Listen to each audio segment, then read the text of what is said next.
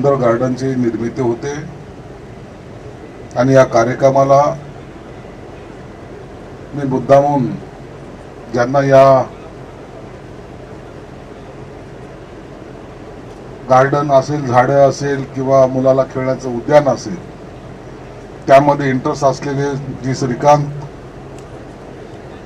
Mane madam, तुपेजी, Ghodele, Harshada, समोर उपस्थित सर्वच बांधव आणि वन विभागाचे अधिकारी, मला वाटतं वन विभागाच्या म्हणजे लाईफ मध्ये ह्या जिल्ह्यातला हा पहिला कार्यक्रम आहे आणि मी वन विभागाचे अधिकारी पहिल्यांदाच एवढे एका ठिकाणी पाहिले. वन विभाग म्हणलं की आपल्याला एक कल्पना आपल्या डोळ्यासमोर असते की ज्यांचा आणि कॉमन माणसाचा काही संबंध आहे का नाही माहितीच पडत नाही. ते कुठं झाडं लावतात, काय करतात आणि ते कधी दिसूनही येत नाही. म्हणून वन विभाग नेमकं करताय काय हे एक संशोधनाचा विषय आहे.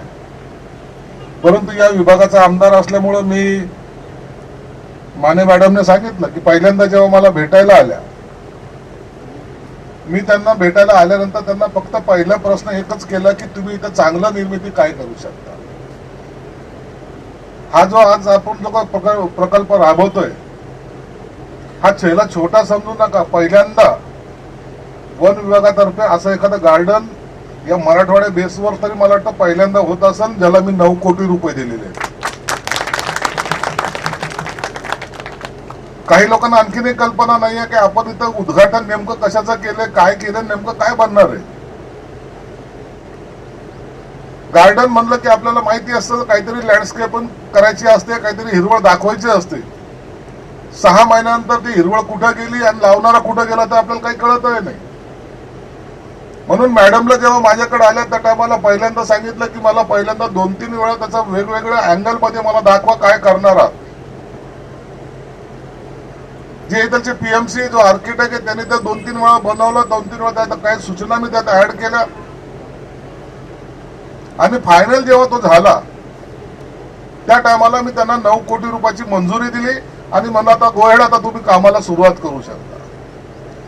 हा देवळे सातारा परिसर जो आहे तर सकाळी रोज मिनिमम या रस्त्याला 2-3 हजार लोक रोज जात असतात आणि कुठे त्याला थांबा नाहीये, कुठे ते थांबू पण शकत नाही.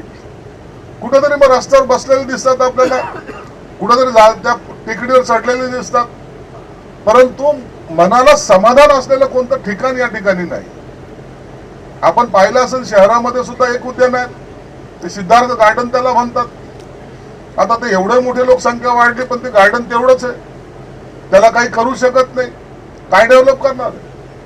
आता तिथलचे प्राणी आम्ही शिफ्ट केलेत, परंतु जागाचा जो आकार आहे तो काही बदललेला नाही त्याच्यापेक्षा जास्त.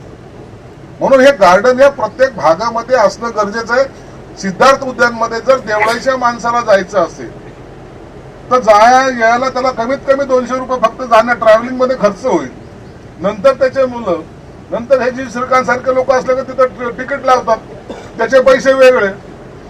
आणि हे सगळं करायचं तर 500 रुपये मिनिमम खिशात असेल तर मुलाला घेऊन सिद्धार्थ गार्डन मध्ये जात आहे.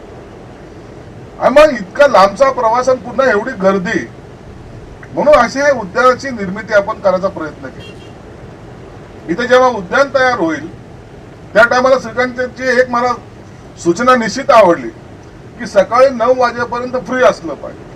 म्हणजे जे काही सकाळचे येणारे जाणारे जे लोक असतात ते व्यायामासाठी येत असतात, मॉर्निंग वॉक करतात, मुलं असतात, महिला असतात, त्यांना निश्चित फ्री असणार आहे. मॅडम तर हे माझ्यापेक्षा एक घर पुढे आहे. आज उद्घाटन करायचं त्याच्या पहिलेच कमानीचं काम चालू केलं त्यांनी, मागे कंपाऊंड वॉलचं काम चालू केलेलं. आता गॅरंटी दिलेली आहे की ते जुलैपर्यंत ते काम करणार आहेत. म्हणून जुलैपर्यंत मॅडम मला तो ते म्हणजे इतक्या लवकर तुम्ही काम कराल याची मला आताही खात्री वाटत नाही.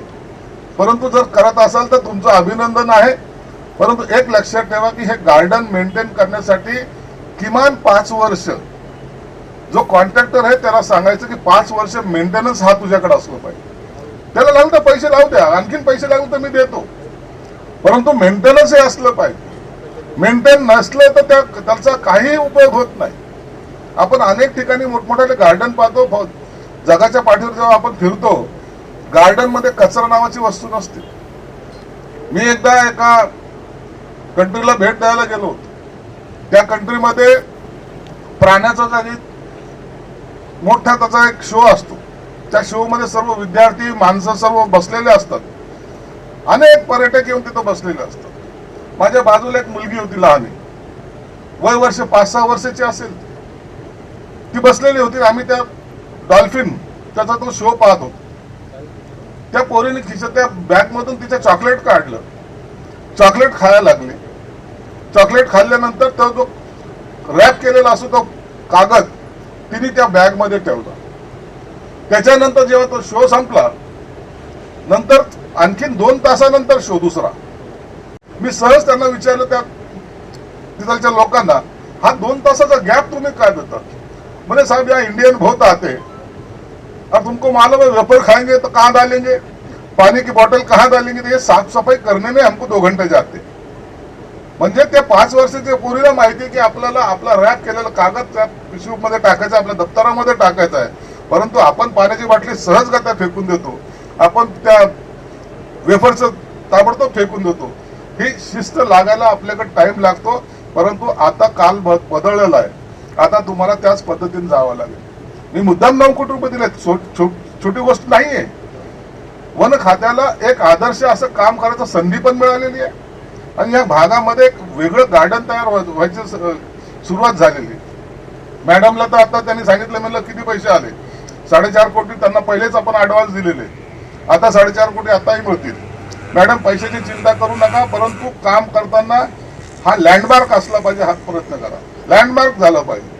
इकडे येणाऱ्या शहरातल्या माणसाला सुद्धा वाटलं पाहिजे की आपल्याला जायचं तर याच उद्यानामध्ये जायचं. म्हणून आता ज्या काही सूचना जी सरकारने केल्यात अत्यंत महत्वाचं आहे. तो वृक्षप्रेमी आहे, प्राणीप्रेमी आहे, माणूसप्रेमी आहे, आणखी काय काय प्रेमी आहे. बाकीच्या गोष्टी मी त्यांना एकांतात विचाराल. परंतु माणसाला कोणत्याही गोष्टीची हौस असली पाहिजे. मला इथे गार्डन बनवायची काय आवश्यकता आहे? मला इथं उद्यान तयार करायची काय आवश्यकता आहे? एखादा रोड केला का लोक खुश होतात, पण ह्याच्यावर नाही. एखादं उद्यान तयार केल्यानंतर इथे येणारा प्रत्येक माणूस हा आनंदी झाला पाहिजे, ही त्याच्या मागची कल्पना आहे. म्हणून तुम्हाला सर्वांना शुभेच्छा देत असताना एक सांगेन, भविष्यामध्ये आताच मॅडमला मी विचारलं, आजूबाजूची जागा जी आहे त्याच्यावर आणखीन एक प्लॅन तयार करा, कनेक्ट करत चला. आता जी जागा आहे त्याला बाकीची जागा सुद्धा कशी अटॅच करता येईल त्याचा प्रयत्न करा. भविष्यामधलं सर्वात मोठं गार्डन झालं पाहिजे. आता जेवढा एरिया घेतलाय तो एरिया आपल्याला पुरा पडणार नाही. तो एरिया वाढवत गेला पाहिजे आणि अत्यंत भव्य दिव्य म्हणजे शहरातच नाही, जिल्ह्यातलंच नाही तर मराठवाड्यातलं सर्वात मोठं उद्यान इथं झालं पाहिजे. या पद्धतीने आतापासून प्रयत्न करा. तुम्हाला दरवर्षीचा निधी मी देत राहील. दरवर्षी तुम्हाला 10-5 कोटी रुपये तुम्हाला देत राहील आणि ते उद्यान वाढत जाईल. एक दिवस असा येईल की शहरातला प्रत्येक माणूस हा परिसर जेव्हा आता हा डेव्हलप होतोय, हा प्रत्येक जण इथे येऊन जाईल. तिकीट ठेवायचंय परंतु कमी ठेवायचंय. लोकांना पहिले उद्घाटनाच्या 2-4 दिवस फ्री जाऊ द्या, त्याच्यानंतर कमी तिकीट ठेवा जरूर. नसता बगर कामाचे पोरं किंवा इतर लोक येऊन त्याचा गैरफायदा घेता कामा नये, यासाठी हे तिकीट आहे. आपल्याला सीसीटीव्ही सुद्धा आपल्याला सगळं अरेंजमेंट त्याच्यामध्ये असली पाहिजे. प्रत्येक कोणा ना कोणा हा आपल्या सीसीटीव्ही मध्ये असला पाहिजे.